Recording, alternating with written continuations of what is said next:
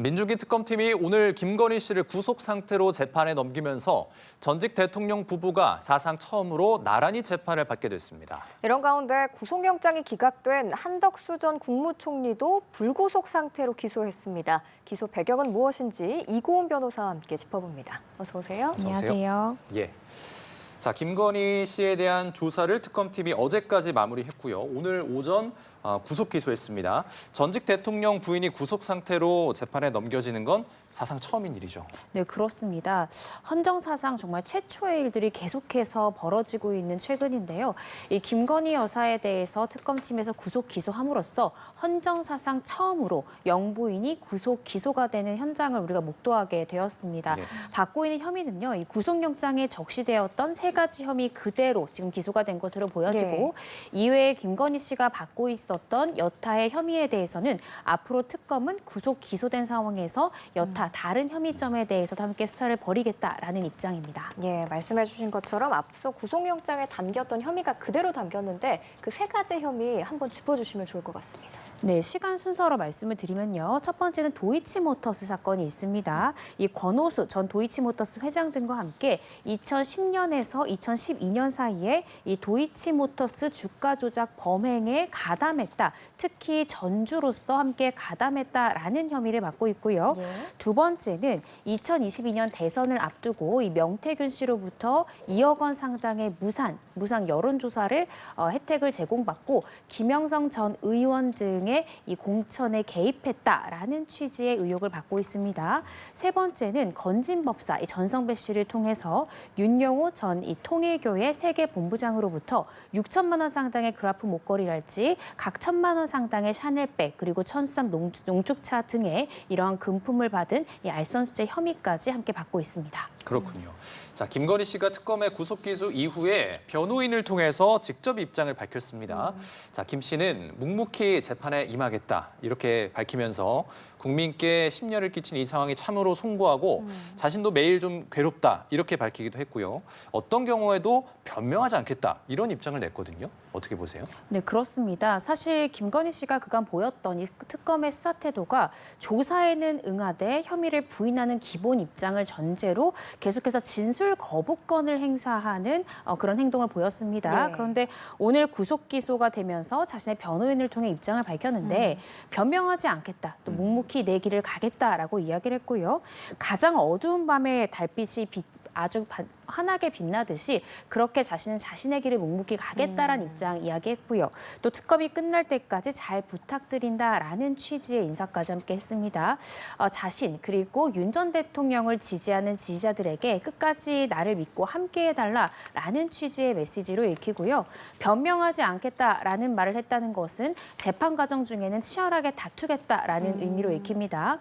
지금 이 김건희 씨의 변호인을 통해서도 지금 나오고 있는 입장이 특검 수사 때는 대부분 진술거부권 행사했지만 재판 과정에서는 치열하게 다퉈서 무죄 주장하겠다라는 입장이니까요. 네. 그러한 자신의 취지와 앞으로의 계획을 변명하지 않겠다라는 취지로 표현한 것이 아닌가 싶습니다. 예. 근데 윤 전 대통령의 경우에도 재판 초기에는 적극적으로 진술을 했다가 지금은 이제 불출석으로 일관을 하고 있잖아요. 김건희 씨는 좀 다른 모습을 보일까요? 저는 다른 모습을 보일 가능성이 높지 않을까 싶습니다. 일단은 김건희 씨 같은 경우에는 구속 이후에 5차례 특검 조사를 받았는데요. 네. 진술 거부권을 행사한다 하더라도 이 조사 과정에는 비교적 성실히 임했습니다. 이런 모습을 보였던 것이 저는 재판 단계 때도 쭉 이어질 가능성이 높다라고 보여지는데 두 가지의 이유 때문입니다. 첫 번째는 윤 전 대통령이 받고 있는 혐의는 내란 우두머리의 혐의로서 이 무기징역 이상형밖에 규정되어 있지 않습니다. 예. 따라서 윤 전 대통령이 출석을 하든 불출석을 하든 사실상 굉장히 중형이 예상되는 상황이지만 현재 김건희 씨가 받고 있는 혐의들은 충분히 양형 변론을 통해서 형량을 줄일 수도 있기 때문에 재판에 성실하게 임하는 태도를 통해서 양형적으로 재판부에 충분히 호소할 수 있는 부분이 있기 때문이 첫 번째 이유고요. 두 번째는 김건희 씨가 이 재판 과정 중에 내 병 내지는 건강 상태로 인한 이 보석 허가 청구를 할 가능성이 굉장히 높다라고 보여집니다. 네. 지금 김건희 씨가 특히 수감 생활 초반부에는 음식을 거의 먹고 있지 못하다, 굉장히 야위였다라는 하는 등의 보도들이 계속 나왔는데요. 그렇기 때문에 내가 계속해서 수감 생활, 이 수감 상태를 유지하면서는 재판을 받기 힘들기 때문에 재판장님, 저는 보석 허가가 필요합니다라는 취지로 이 보석 허가 신청을 할 가능성이 높은데요. 보석이 허가되기 위해서는 병환의 정도가 굉장히 중요해야 된다라는 요건도 있지만 재판장 입장에서는 이 사람을 불구속 상태로 풀어줬을 때 재판에 계속해서 성실히 임하겠는가 그 부분에 대한 확신이 있어야만 보석 허가가 됩니다. 예. 따라서 이 보석 허가 청구까지도 저는 염두에 둘 것이라고 보기 때문에 재판 과정에는 성실히 임해야만 이 보석 허가 청구를 했을 때 인용될 가능성을 높일 수 있기 때문에요. 아마 김건희 씨는 자신의 재판 과정에는 성실히 임하지 않을까 싶습니다. 그렇군요. 지금 김건희 씨를 특검팀이 재판에 넘겼고 이제 남아있는 다른 혐의들에 대해서도 수사 속도를 좀 높일 것으로 보입니다. 지금 이런 가운데 특검팀이 김 씨의 또 다른 귀금속 수수 정황을 포착했다고 해요. 이번에는 금거북이가 등장을 했다고 하는데요. 금거북이 관련된 거 관련해서 특검이 의심하고 있는 건 뭘까요? 네, 지금 사실 여러 가지 명품을 수수했다라는 의혹들이 나오고 있는데 갑자기 금거북이가 압수수색 과정 중에서 발견이 됐습니다. 발견된 장소가요. 김건희 씨의 자택이 아닙니다. 김건희 씨의 모친이죠. 이 최은순 씨가 운영하는 요양원을 예. 압수수색하는 과정 중에 금고가 발견이 됐고요. 그 금고 안에는 금거북이와 편지가 들어있었다는 거죠. 예. 지금 특검에서는 그 편지를 작성한 사람이 다름 아닌 이배용 이 국가교육위원장이 이러한 편지를 작성했고 금거북이 또한 건넸다라고 보고 수사를 하고 예. 있는 건데요.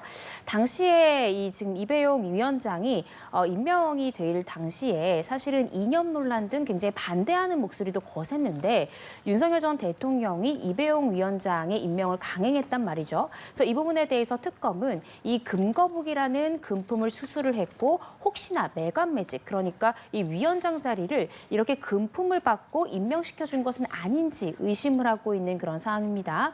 이 부분에 대한 수사도 본격화될 것 같은데요. 이미 이배용 국가교육위원장의 자택까지 압수수색한 상황이기 때문에 특검에서는 위원장의 자택에서 나왔던 많은 물건들, 휴대전화 등등에 대해서 아마 포렌식 절차를 통해서 압수물 분석을 할 것 같고요.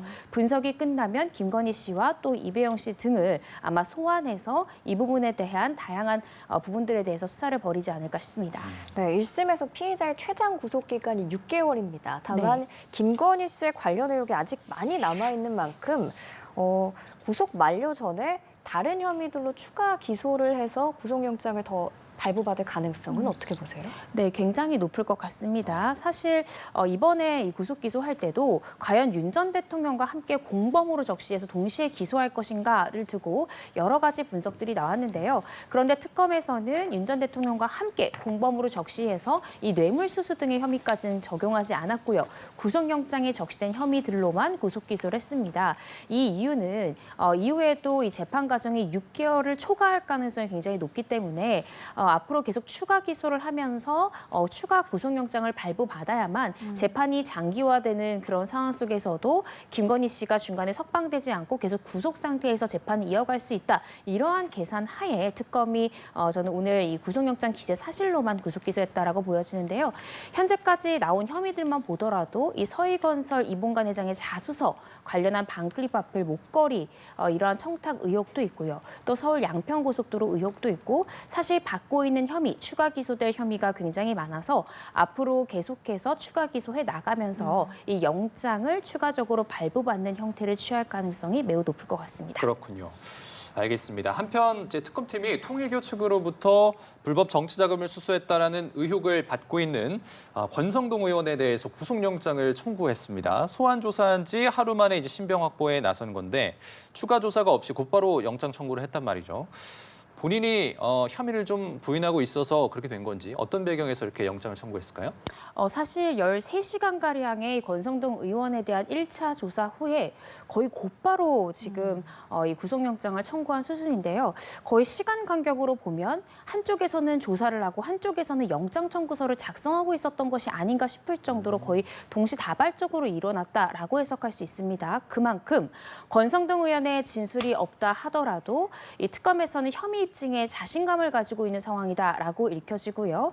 추가적으로 혐의 입증을 굉장히 자신하고 있는 것 같고 또 구속의 필요성 중에 아마 증거인멸의 우려가 굉장히 높기 때문에 빠르게 구속 수사가 필요하다라고 생각한 것이 아닌가 싶습니다. 실제로 특검은요, 이 지난달에 이 권성동 의원을 압수수색하는 과정 중에 이 권 의원의 차량에서 권 의원이 사용하는 것으로 추정되는 차명폰이 발견이 됐고 예. 해당 차명폰을 통해서 이 권성동 의원과 윤영호 전 이 통일교 세계본부장이랄지 건진법사 이 전성배 씨와 통화했던 그런 정황도 발견이 됐고요. 심지어는 이 권 의원의 보좌진이 이 윤영호 전 세계본부장이 처음으로 특검에 출석하던 날 조사 이후에 권 의원이 통화를 희망한다라고 사실은 이게 택배 기사였는데 이 부분이 그 윤영호 전 세계본부장 측의 측근이라고 생각해서 잘못 통화한 이러한 정황까지도 발견한 상황입니다. 네. 따라서 권 의원이 현직 의원이고 지금까지 특검 수사를 받기 전까지 다수의 증거인멸 정황들이 나온 상황이기 때문에 빠르게 구속하지 않을 경우 이 추가적인 증거인멸이 될 가능성이 높다라고 판단을 해서 굉장히 신속하게 영장 청구 수순에 나아간 것이 아닌가 싶습니다. 예, 그리고 특검이 앞서 구속된 통일교 전 세계본부장을 수사하는 과정에서 정치자금 수수 정황이 담긴 메시지를 확보한 걸로 알려졌거든요. 이 증거가 어느 정도나 효력이 있을까요? 굉장히 큰 힘을 가질 것으로 보여집니다. 사실 지금 권성동 의원은 상당히 불리한 상황으로 저는 보여지는데요. 네. 그 이유는 정치 자금을 제공한 윤영호 씨가 자신이 그러한 자금을 권성동 의원에게 주었다라고 진술하고 있다는 것이죠. 그러면서 여러 가지 아마 청탁 내용들에 대해서도 윤영호 씨가 실제 특검에 상세히 진술했을 가능성이 굉장히 크지 않을까라는 생각이 듭니다. 예. 그렇다라고 한다면 이러한 금품을 준 사람이 자신의 형사처벌의 수위가 높아질 수도 있음에도 그러니까 자기에게 굉장히 불리한 부분임에도 불구하고 진술을 하는 것은 그 진술의 신빙성이 대단히 높다라고 보통 평가를 하는데요. 여기에다가 윤영호 씨가 건진법사와 함께 나눴던 이 문자 메시지 등에서 윤영호 씨가 이제 자백을 하고 있는 이런 부분이 사실이라는 것을 뒷받침해 줄 수 있는 문자 메시지 내지는 윤영호 씨 자필 다이어리의 메모 기재 이런 것들은 이 공여자의 진술이 사실일 가능성이 대단히 높다라는 것을 입증해 줄 수 있는 대단히 중요한 증거다라는 생각이 듭니다. 그렇군요. 조금 전 들어오신 소식을 조금 더 전해드리면 법원이 지금 권성동 의원에 대해서 체포 동의 요구서를 김건희 특검에 송부했다는 소식이 좀 전해졌어요. 지금 권성동 의원이 현역 국회의원 신분이기 때문에 현역 국회의원 같은 경우에는 불체포 특권을 갖고 있고 구속 전 피의자 신문은 체포 동의안이 국회 문턱을 넘어야 이제 진행이 되는 거잖아요.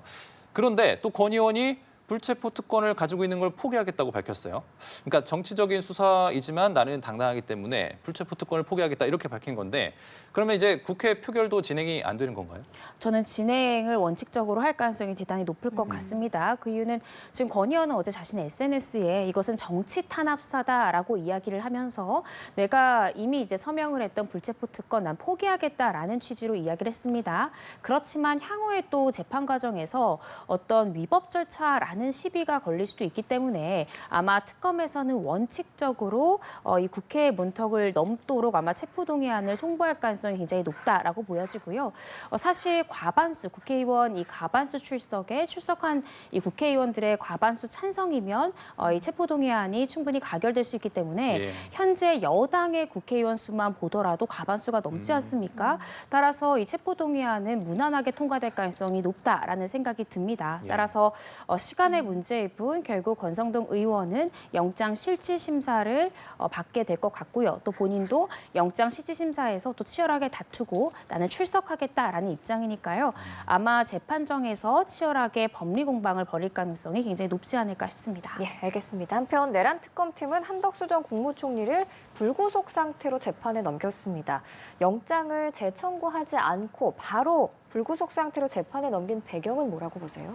특검 입장에서는 지금까지 수사한 사항만으로도 혐의 사실이 입증된다라고 판단했기 때문이지 않을까 싶고요. 또 추가로 더 수사할 부분이 없다라고 판단했기 때문에 영장은 기각이 됐지만 그대로 불구속 기소를 한 것이 아닌가 싶습니다. 또 지금 특검에서는 사실 내란 관련한 이 가담자들에 대해서 조사해야 될 범위가 굉장히 넓습니다. 따라서 이 한덕수 총리 사건만 붙들고 있을 수가 없기 때문에 아마 아마 이 정도면 이 특검 입장에서는 재판 단계 때 충분히 소명할 수 있다, 입증할 수 있다라는 판단 하에 추가 조사나 어떠한 보완 수사 없이 그대로 불구속 기소한 것 같습니다. 예, 특검의 판단대로 법원이 이제 사실관계는 모두 인정을 좀 했다 이렇게 보더라도 법원이 어쨌든 구속영장을 지금 기각했잖아요. 국무총리로서의 역할이나 뭐 한 전 총리가 일부러 그랬다, 고의성에 대해서 조금 더 입증해야 할 과제를 특검이 떠안은 거 아닌가 이렇게 좀 볼 수도 있을 것 같은데 이거 뭐 어떻게 보세요? 네, 그렇습니다. 사실 영장이 기각될 때요. 혐의 소명 부족을 이유로 영장을 기각당하는 경우 검찰에서는 보통 피의자를 소환하거나 관련 객관적인 물증이나 법리 보완 수사를 하고 기소 여부를 결정하는 것이 조금 더 통상적입니다. 따라서 사실 저도 이 한덕선 총리에 대해서 영장이 기각되었을 때 아마 한 번쯤은 한 전 총리를 더 부른다든지 아니면 다른 물증들을 조금 더 확보해서 기소 여부를 결정하지 않을까라는 생각을 했는데 특검에서 굉장히 과감히 그대로 불구속 기소를 한 상황인데요.